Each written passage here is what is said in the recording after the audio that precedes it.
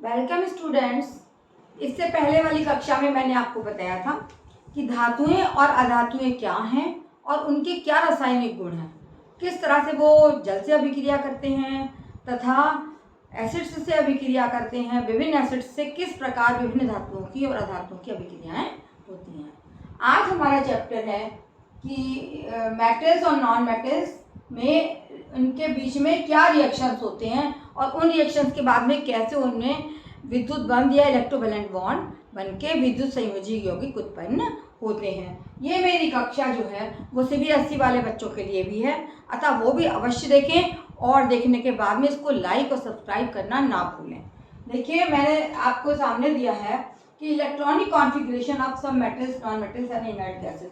तीन चीज़ें हमारे पास में हैं, एक निष्क्रिय गैसें, एक धातुएं और एक अधातुएं। यहाँ मैंने लिखा है निष्क्रिय गैसें। ये क्या कहलाती हैं?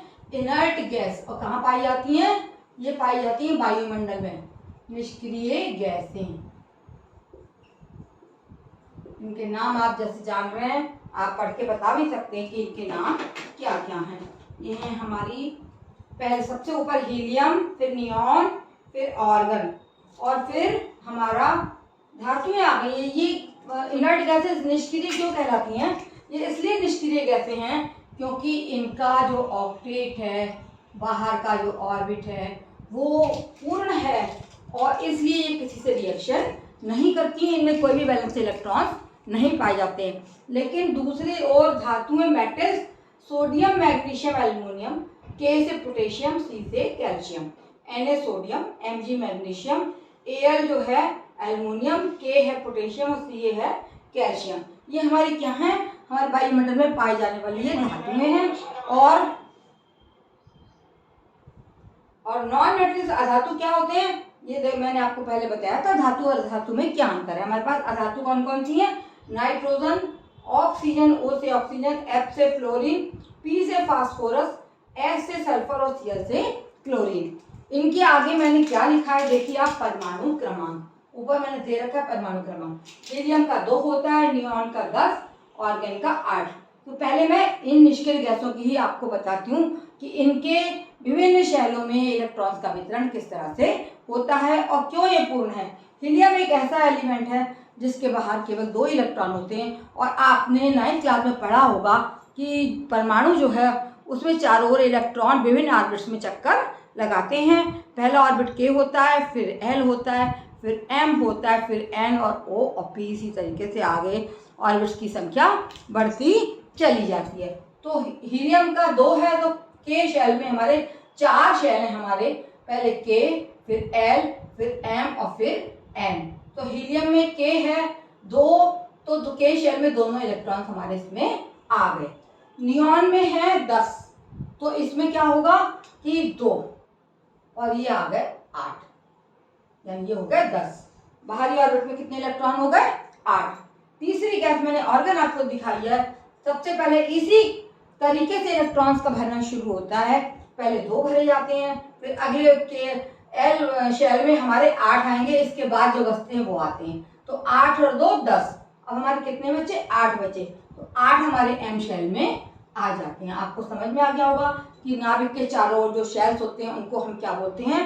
K shell, L shell, M shell, N shell, and इस तरीके से ही आगे बढ़ते चले जाते हैं।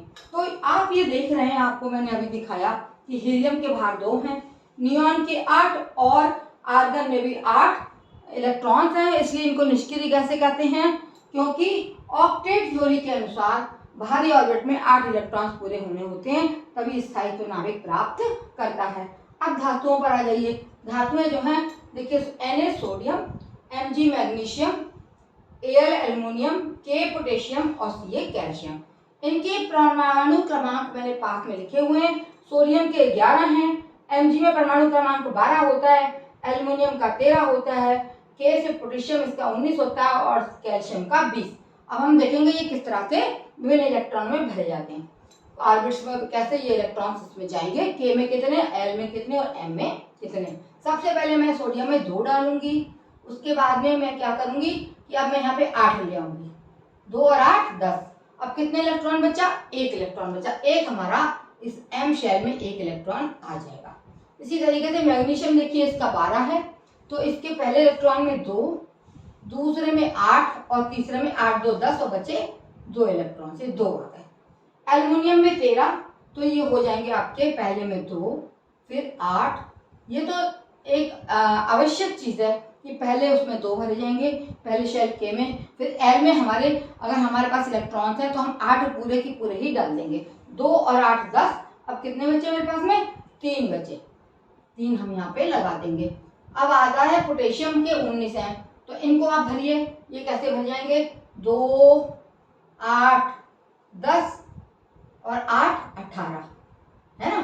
पहले में 2 आ गए, फिर आ गए 8 8 2 10 और फिर आ गए 18। कौन से शेल में? एम में आ गए 18। अब कितने बचे? 2 8 10 और 8 18 और 2 हमारे तब भी हमारे जो हैं ये इलेक्ट्रॉन्स की संख्या बच गई, तो ये हमारे एन शेल में 2 इलेक्ट्रॉन्स प्रवेश कर जाएंगे। इस तरीके से पूरा 8 2 10 और 1 11, 8 2 10 और 2 12। अब एल्युमिनियम में 8 2 10 3 13। आप जरूर देख लें कि हमारी गिनती पूरी आ रही है या नहीं।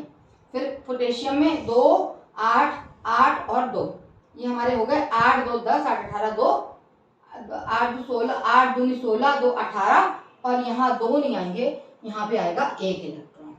इसमें 8 2 16 17 18 और 1 19। इस प्रकार से अब हमारा कैल्शियम बच रहा है। कैल्शियम में सबसे पहले हम 2 लेंगे, उसके बाद वाले शेल में हम 8 इलेक्ट्रॉन ले लेंगे, उससे अगले में भी हम 8 ले लेंगे, तो हमारे हो गए 8 2 16 17 18। कितने बचे? 2 इलेक्ट्रॉन हमारे अभी भी शेष हैं, तो 2 हमारे एन शेल में आ जाएंगे। इस प्रकार से इलेक्ट्रॉन्स का वितरण इन नाभिकों के अनुसार, इन तत्वों के अनुसार केवल हमारे एन शेल तक गया है। ये ऑर्बिट्स कहाँ पाए जाते हैं? ये परमाणु के चारों ओर होते हैं। पहला के शेल है, फिर एल शेल आता है, फिर एम शेल आता है, फिर एन शेल आता है। इनमें इलेक्ट्रॉन जो चक्कर लगाते रहते हैं। अगर इससे भारी परमाणु की संख्या होगी तो और अगले एन ओ पी वाले इलेक्ट्रॉन्स भी भर जाएंगे। अब ये आती है हमारी अधातु या नॉन मेटल, है ना। इसका साथ है ये नाइट्रोजन, O से ऑक्सीजन, F से फ्लोरीन, P से फास्फोरस, S से सल्फर और Cl से क्लोरीन। नाइट्रोजन ये सब हमारे क्या हैं? ये हमारे अधातु हैं और ये सारी हमारी धातुएं थी। तो अधातु में नाइट्रोजन में 7 है, तो सीधी सी बात है कि पहले में 2 चलेगा और दूसरे में 5 चलेगा। 5 और 2 7। गिनती आप अवश्य देख लें कि कोई कमी तो नहीं रह गई या ज्यादा तो नहीं हो रहा, उसको आप उस हिसाब से सेट कर लें। ऑक्सीजन में 8 है, तो पहले में आ गए 2 और दूसरे शेल एल में आ गए 6। ठीक है। फ्लोरीन में 9 है, तो पहले में आ गए 2 और तीसरे में आ गए 7। जब तक 8 की संख्या पूरी नहीं होगी तब तक पढ़ते चले जाएंगे। 2 और 7, अगर ज्यादा होते तो 8 यहाँ पे आके वो आगे चला जाता। अब आगे फास्फोरस में 15, तो इसमें पहले में आ गए 2, दूसरे में आ गए 8 8 2 10 और कितने बचे? 5। तो इस शेल में आ गए हमारे 5 इलेक्ट्रॉन। अब आ गए सल्फर में 16, तो इसी तरीके से ये 2 आ गए, ये 8 आ गए और ये 6 आ गए। देख रहे हैं ना आप। फिर हम गिनती गिन लेंगे। 5 और 2 7, 6 और 2 8 और 7 और 2 9, 8 और 2 10 5 15, 8 2 10 6 16 और ये 17 नीचे बचे हैं। क्लोरीन के परमाणु क्रमांक 17 है, 17 इलेक्ट्रॉन्स होते हैं इसके भारी ऑर्बिट्स में। पहले में आ गए 2, दूसरे में आ गए 8, 8 और 2 10 और कितने बचे? 7। तो हम क्या देख रहे हैं? हम देख रहे हैं कि जो हमारे मेटल्स हैं उनके बाहरी ऑर्बिट्स में कितने हैं? 1 2 या 3 इलेक्ट्रॉन्स रहते हैं, और जो नॉन मेटल्स हैं उनके बाहरी ऑर्बिट में 4 5 6 7 इलेक्ट्रॉन रहते हैं। और इनर्ट गैसेस जो कि निष्क्रिय होती हैं, इनके बाहरी ऑर्बिट में कोई भी इलेक्ट्रॉन नहीं होता है। अब आपने देख लिया, अगर कर लिया हो तो इसको आप अलग कर सकते हैं। अब आगे मैं चलती हूँ। ये आपको मैं अभी बताने जा रही हूँ कि इनमें कैसे इनसे इलेक्ट्रॉनिक कॉन्फ़िगरेशन के अनुसार मेटल और नॉन मेटल में किस तरीके से विद्युत संयोजी बंध या विद्युत संयोजी यौगिक बनते हैं। विद्युत संयोजी यौगिक, विद्युत संयोजी यौगिक कैसे बनेंगे देखिए।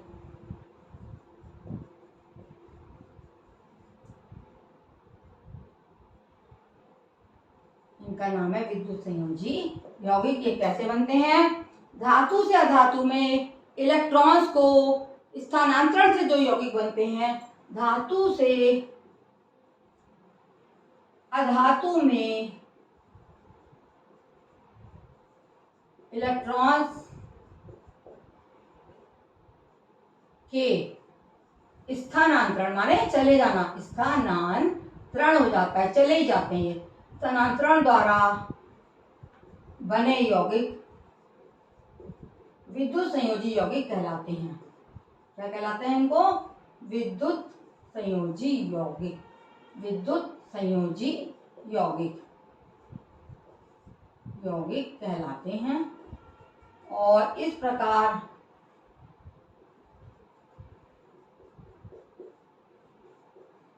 एवं उनके बीच जो बंध बनता है, एवं उनके बीच से क्या मतलब है? धातु और अधातु के बीच जो बंध बनता है, बंध माने बॉन्ड, इंग्लिश में उसको बॉन्ड बोलते हैं, बॉन्ड। जो बॉन्ड बनता है वो कहलाता है, वो विद्युत संयोजी बंध, या इसको हम दूसरा नाम अगर इंग्लिश में देंगे तो हो जाएगा हमारा इलेक्ट्रोलिटिक बॉन्ड। इसको क्या बोलेंगे हम? Electrolytic bond. ये कैसे बनता है? एक धातु से दूसरे धातु को देकर। अब मैं आपको इसको सोडियम और क्लोरीन के उदाहरण के द्वारा समझाती हूँ। देखिए, सोडियम के भारी ऑर्बिट में कितना इलेक्ट्रॉन है? एक है ना, ये एक इलेक्ट्रॉन है। और Cl में 7 है, 1 2 3 4 5 6 और ये 7। अब ये क्या करेगा कि अगर जो ऑक्टेट होती है वो क्या होती है कि हर परमाणु ये चाहता है मेरे बाहरी ऑर्बिट में 8 इलेक्ट्रॉन पूरे हो जाएं, तब मैं स्थायित्व मुझे मिल जाएगा और मैं स्थिर हो जाऊंगा। इस थ्योरी को हम बोलते हैं ऑक्टेट थ्योरी। हर परमाणु की एक ख्वाहिश होती है कि उसके बाहरी ऑर्बिट में 8 इलेक्ट्रॉन पूरे हो जाएं। तो आप यहाँ पे देख रहे हैं कि क्लोरीन में क्या कम है? 7 है, एक इसको अगर मिल जाए तो ये पूर्ण हो जाएगा। और सोडियम के क्या है? पहले 2 है, फिर 8 है, फिर 1 है। तो अगर ये 1 निकल जाएगा तो बाहरी ऑर्बिट में इसके 8 हो जाएंगे और ये भी स्थिर हो जाएगा। लेकिन जब ये एक आयन दे देगा प्लस ई, एक आयन देगा तो इस पर प्लस चार्ज आ जाएगा और ये Cl जो है वो ले लेगा 1 2 3 4 5 6 7 और ये 8, ये इलेक्ट्रॉन एक ले लेगा। तो इस तरीके से इसका तो ये तो धनायन बन जाएगा और NaCl ये धनायन बन गया और ये एनायन बन गया। क्यों बना ये एनायन? रेडायन बन गया। रेडायन क्यों बना? ये इसलिए बन गया रेडायन क्योंकि इसने सोडियम से एक इलेक्ट्रॉन लेके अपने बीच में बंध बना लिया। ये कहलाता है सोडियम क्लोराइड और ये विद्युत संयोजी यौगिक है। और इनके बीच में बना बंध जो दिख रहा है आपको NaCl, ये है विद्युत संयोजी बंध, इलेक्ट्रोलिटिक बॉन्ड, है ना। ये हो गया हमारा, देख लीजिए, Na का NaCl के साथ रिएक्शन। अब दूसरा उदाहरण हम लेते हैं, इसको हम मिटा देते हैं। दूसरा देखिए, ये मैंने इसलिए नहीं मिटाई टेबल, इससे आपको जरा आइडिया रहेगा कि कैसे इलेक्ट्रॉन्स कितने कितने हैं और कैसे इधर से उधर जाएंगे। दूसरा इलेक्ट्रॉन मैं मैग्नीशियम का लेती हूँ, मैग्नीशियम क्लोराइड MgCl2। ये देखिए कैसे बनेगा। Mg के बाहरी उसमें देखिए मैग्नीशियम में कितने हैं?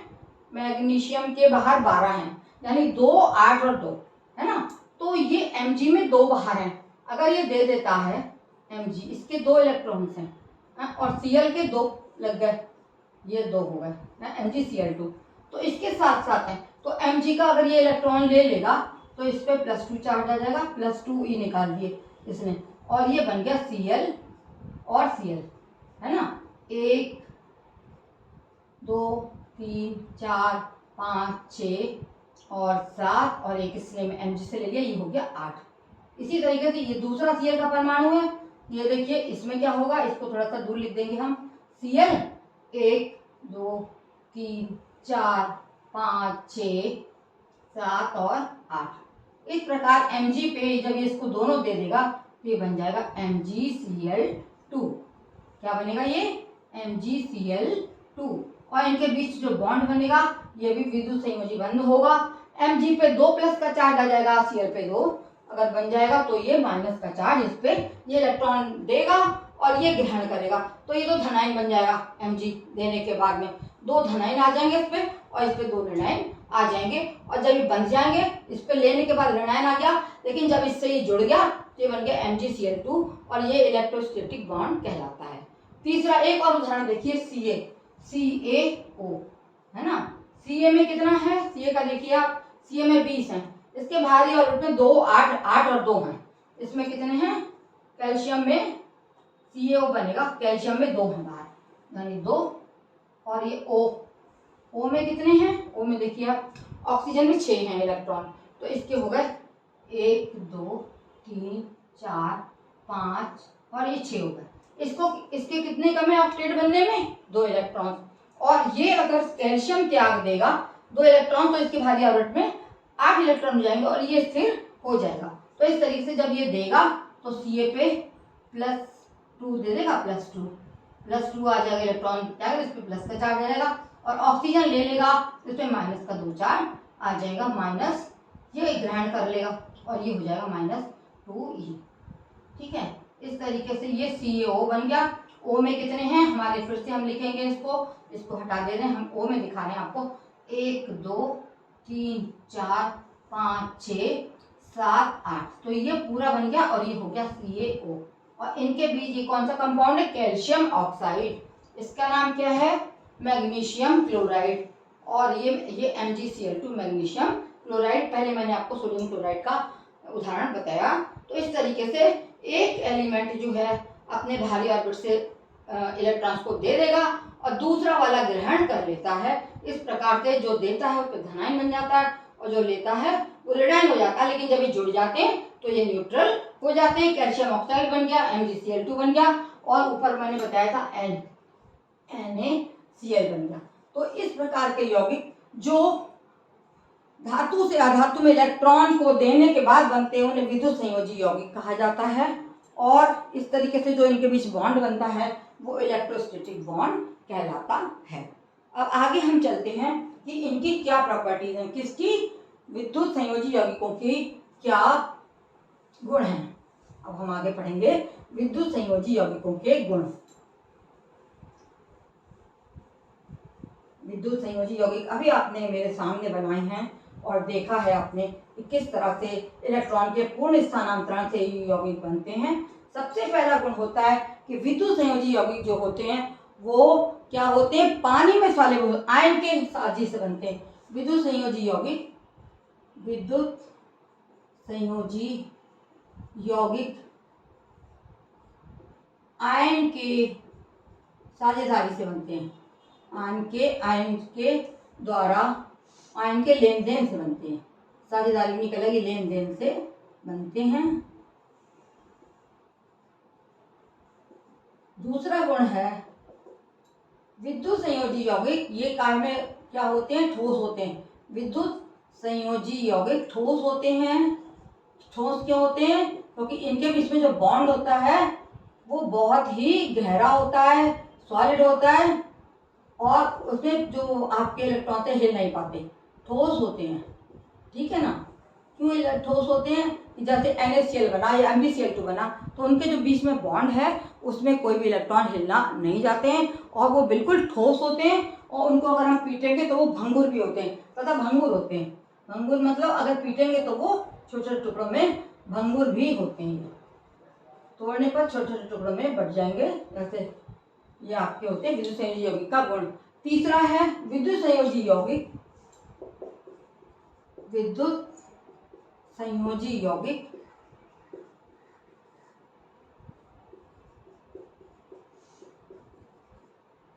जल में विलय होते हैं।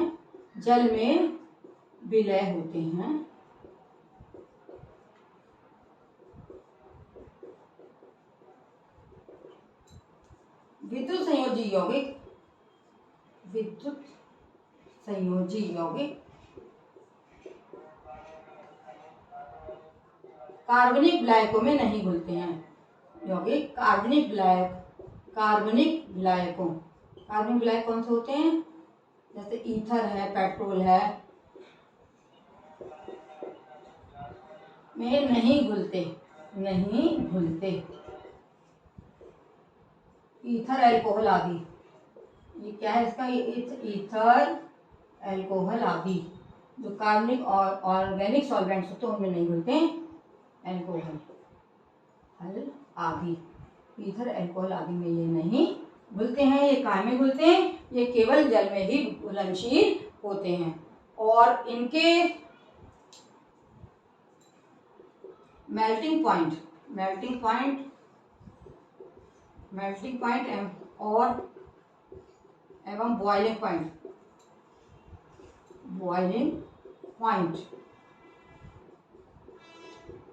बहुत अधिक होते हैं।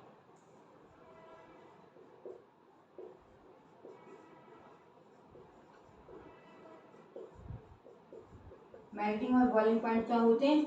मेल्टिंग पॉइंट जिस पर कोई ठोस पिघलता है, बॉइलिंग पॉइंट जिस पर कोई चीज उबलती है, उसको बॉइलिंग पॉइंट कहते हैं। तो बहुत अधिक होते हैं। क्यों अधिक होते हैं? क्योंकि इनमें जो परमाणु हैं वो ठोस होते हैं और एक दूसरे से बहुत अधिक इलेक्ट्रोस्टैटिक फोर्स के द्वारा ये जुड़े होते हैं और इनके बाउंड को तोड़ना कोई आसान नहीं होता है। लेकिन अगर हम इलेक्ट्रिसिटी चार्ज करेंगे तो इनमें ठोस में चार्ज नहीं होगी, है ना। विद्युत के कुचालक होते हैं,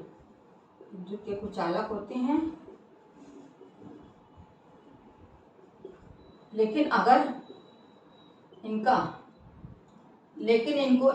वाटर में एक्वस सॉल्यूशन इनका बना दिया जाए एक्वस, AQ, है ना, AQ, एक्वस सॉल्यूशन एवं जल में विलय करने के बाद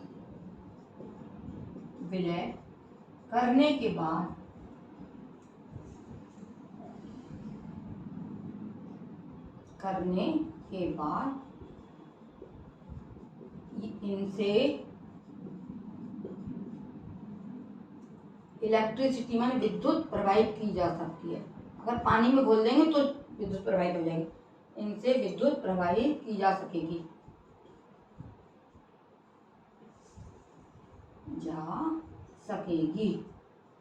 ऐसे नहीं जाते हैं। लेकिन अगर हम पानी में घोल देंगे या हम इनका एक्वस सॉल्यूशन AQ, AG नहीं, AQ,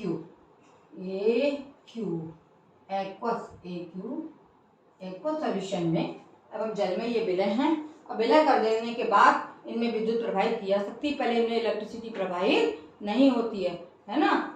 तो इस तरीके से ये इनके गुण हैं। क्यों नहीं होती, बाद में क्यों प्रभावित होती? क्योंकि जितने स्ट्रॉन्ग बॉन्ड से बंधे होंगे, जब हम इनको पानी में घोलेंगे तो उनका आकर्षण बल कम हो जाएगा और परमाणु थोड़ा दूर दूर हो जाएंगे। इसी तरीके से एक्वस सॉल्यूशन में भी इनमें जो ठोसपना होता है या परमाणु पात होते हैं, उनके जो बॉन्ड्स होते हैं वो ढीले पड़ जाते हैं और तब उनमें विद्युत हम प्रवाहित कर सकते हैं। इस प्रकार से आपने पढ़ी ये सारे प्रॉपर्टीज किसकी है? विद्युत संयोजी यौगिकों के गुण। इनको हम क्या कहेंगे? ये कहेंगे विद्युत संयोजी यौगिकों के गुण। विद्युत संयोजी यौगिकों के गुण। इस प्रकार आज आपने पढ़ लिया यौगिकों के गुण। ये आपने पढ़ लिया विद्युत संयोजी यौगिकों के गुण। ये विद्युत संयोजी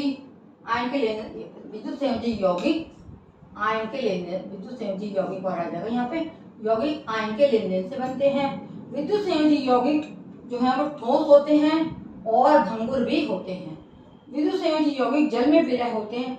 विद्युत संयोजी यौगिक कार्बनिक विलायकों, ईथर, अल्कोहल और आदि में नहीं घुलते हैं।